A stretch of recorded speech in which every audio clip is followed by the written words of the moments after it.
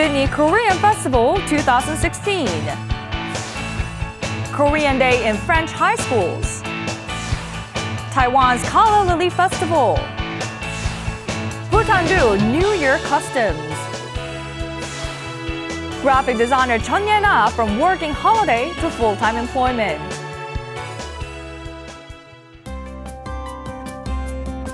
Hello, welcome to Going Global. I'm your host, Se. May is the month of weddings in Korea, and I'm probably not the only one thinking that weddings these days are very much alike. However, one couple from England, Cassie and Lewis Byram, staged a Harry Potter-themed wedding. The couple are fans of J.K. Rowling's 7-part novel series and put together a perfect wedding with no small detail left unattended. The wedding was held at the Wizarding World of Harry Potter theme park located within the Universal Orlando Resort in Orlando, Florida, and gathered bits and pieces from charity shops and online shops for the ceremony. This wedding will probably remain as an unforgettable experience for the couple. How about thinking of what you wish to do at least once in your lifetime, no matter how unconventional that may be, and working your way towards making your imaginations come true? Now, on that note, let's start with our first story, which takes us to Sydney, Australia. An annual Korean festival held in Sydney has been revamped this year. The festival traditionally took place on Seol, or the Lunar New Year, but many people mistakenly believed it to be a Chinese New Year festival. As a result, the festival's name and date were changed. Let's take a closer look. Thrilling, acrobatic moves on a tightrope. The performer alternates between walking and bouncing. First-time spectators can't hide their awe. This is Chultagi, or Korean traditional tightrope walking, at the Sydney Korean Festival. The performance was extraordinary, very entertaining. The tightrope walker was amazing and enjoyed the dancing and the drumming, and their performance was exceptional.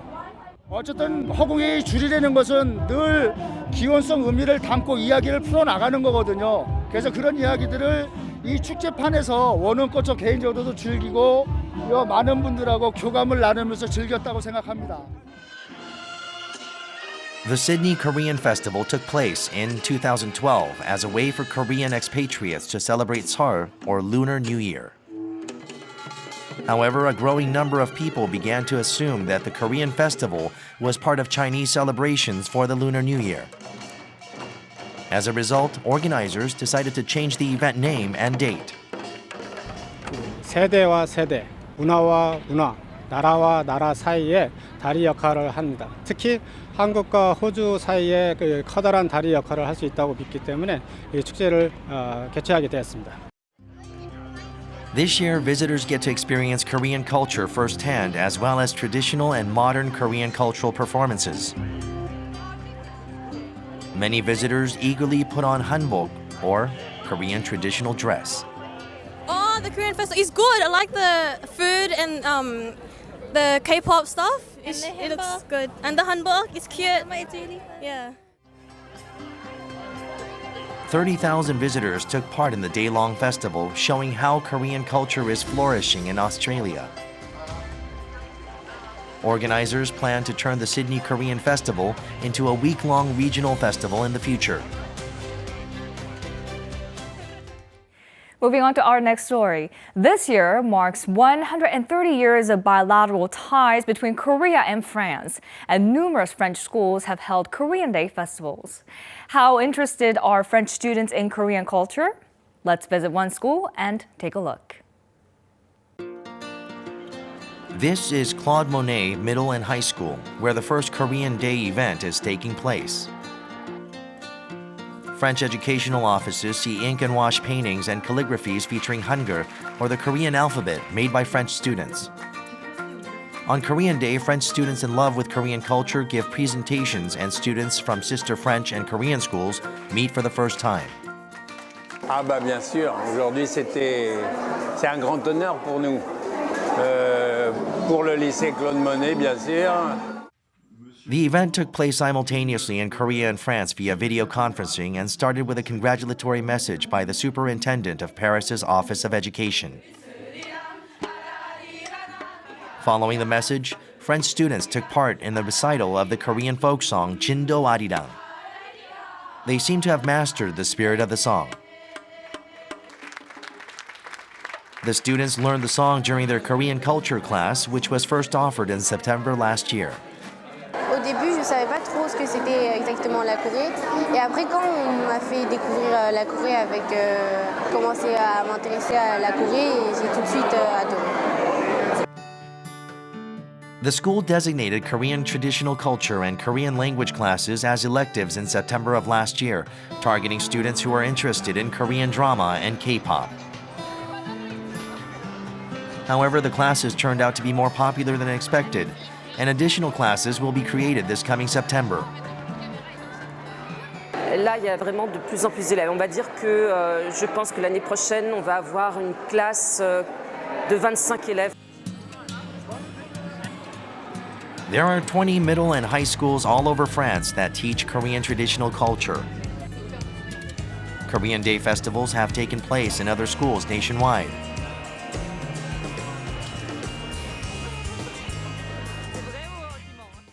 Our next story takes us to Taiwan. All over the world, young people are leaving rural villages for the cities in search for jobs, and as a result, many of these villages are now dying out. However, one remote village has become one of the country's most popular tourist destinations thanks to a flower festival. Let's find out more about the village and festival. This is Zuzihu, a small village in Yangmingshan National Park, northern Taiwan. Every April, people from all over the nation flock to this village. The excited visitors arrive at a 10-hectare field filled with Calla lilies. During this month-long festival, visitors can either buy or pack to pluck their own Calla lilies. Zuzihu is Taiwan's largest producer of Calla lilies, and the Calla Lily Festival is one of Taiwan's best-known festivals. 我们今天会来这边，就是因为我们从来没有采过海芋，然后就来这边看到很漂亮的花，就拍很多照片，然后都很漂亮。 About 200,000 take part in the Calla Lily Festival each year. Village residents make about $3.4 million through flower sales, flower farm entrance fees, souvenirs, cafe operations, and more. 当游客来采花的时候，游客也可以体验到那个农民就是采花的一些乐趣。所以我们在办海芋季这样子的活动，其实主要就是要让游客、跟农民还有政府这三方面都能够获得三赢的局面。 Zuzihu has become Taiwan's best-known high-income rural village. When calla lilies were planted for the first time 40 years ago, the village was made up of small-scale farms on a volcanic terrain. The farmers attempted to plant high-altitude vegetables or specialized crops, but failed to break out of poverty. On top of that, young villagers left for the cities one by one. Then, some of the farmers joined hands and planted calla lilies and planned a flower festival. This festival was instrumental in publicizing Zuzihu as a village of flowers. 种海芋的户数大概有40户左右，然后每年我们海芋大概的产值大概有2500万台币，然后约整个的休闲的产值大概有1亿元左右。 The festival brought changes to the village's economy as well as its residents.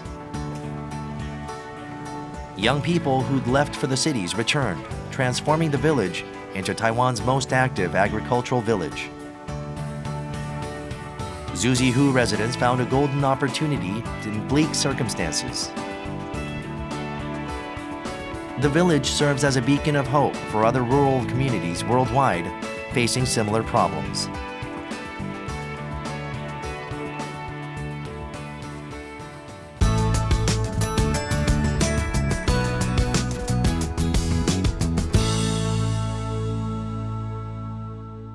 Moving on to our next story. The South Asian nation of Sri Lanka welcomes a new year around this time of the year, just like how Koreans welcome the new year on Seol or Lunar New Year.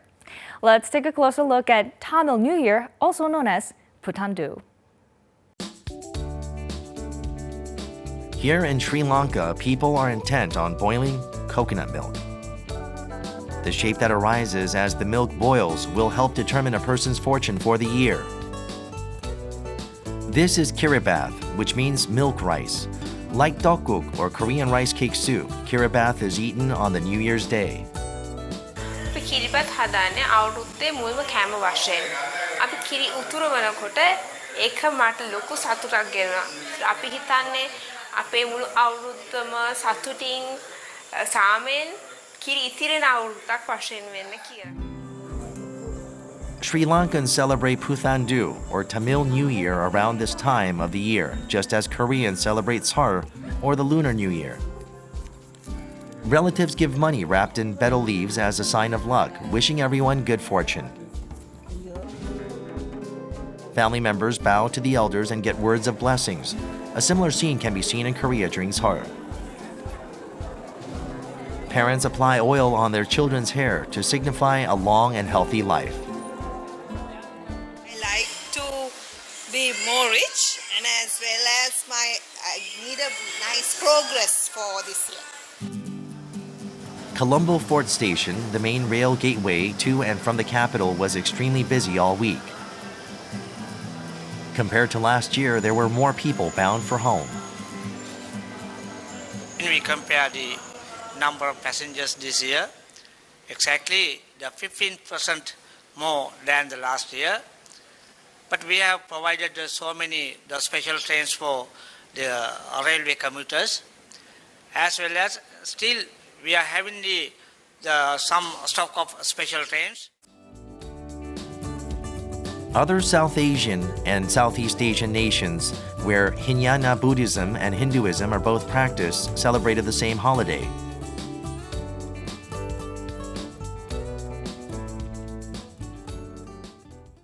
Our last story takes us to England. Many young Koreans apply for working holiday visas so they can go abroad, work, and study a foreign language. However, there are very few cases where a person with a working holiday visa gets hired for a full-time position.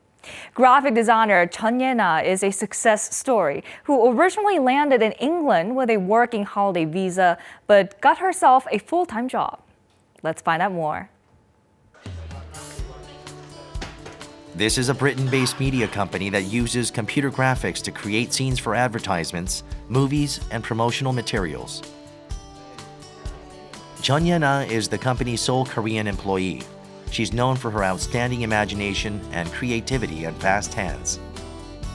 She never says, no, I can't do it, that's too impossible. She'll always find a solution and a way of coming up with a creative idea to fulfill the brief. Jeon majored in visual design at a Korean college and worked at a video production company after graduation. She also took part in the production of music videos for K-pop stars like Calla and Heartwarming. She enjoyed her work so much, she put up with all-nighters, but ran into creative limits. She began dreaming of loftier goals. 우리나라에서 크리에이티브를 뭔가 중시하는 회사도 많지만 현실에는 솔직히 별로 없잖아요. 그래서 외국에 나가서 좀 더 크리에이티브한 영상을 만들고 싶어서 해외 취업을. Her vague first choice was England. After receiving a working holiday visa, she used the money she saved over 2 years to fly over to England. Most people with a working holiday visa work at cafes or restaurants. Unlike them, Jeon spent day after day sending resumes. 200~300통은 보낸 것 같아요. 그러니까 여기 공고 구한다고 공고 올라온 데만 안 보내고 그냥 공고 없이 그냥 가고 싶은 회사는 그냥 다 보냈어요. 있는 대로는 그냥 다 보냈어요. 다. 무조건 다. However, only 3 companies, including Media Zoo, her current workplace, replied. She initially got a 2-day gig, but she was thankful all the time. Impressed by her quick turnaround and outstanding work, Media Zoo asked her to join the company as a full-time employee. A few months later, Chun received a working visa, cementing her position in the company. You see someone who's got the sort of talent that Ye-na has, and the imagination, the creativity, and just the technical strength, then you try and keep them, and that's what we did. Chun got her job with her Korean-style work ethics and commitment. She voluntarily comes to work before anyone else and is the last to leave. She spends her spare time studying English, but she's happy because she can let her creativity run loose as a designer. 내가 일한 만큼 가치를 존중해 주는 거, 그리고 내가 디자이너로서 존중을 받을 수 있게끔 저의 의견을 다 들어주고 더 크리에이티브 해줄 수 있게 뭔가 지지를 해준다 그래야 되나? At the age of 28, empowered by her belief in her dreams, Chun is making a path for herself. I hope you enjoyed today's stories on Going Global. One middle school in the United States included a service dog in the school yearbook. The dog, Presley Ware, accompanies 14-year-old Seth Ware, who is suffering from a degenerative disorder that affects his muscles. Ware is not capable of walking on his own, so Presley accompanies him wherever he goes as Ware's partner and guardian. The school treated the dog as a member of the student body and included Presley in the yearbook. Given how it isn't easy to have a service dog accompany a student around school or anywhere, in fact, this story holds many implications for us. Now, Going Global will be back next week with more exciting and interesting stories from all around the world. Thank you for watching.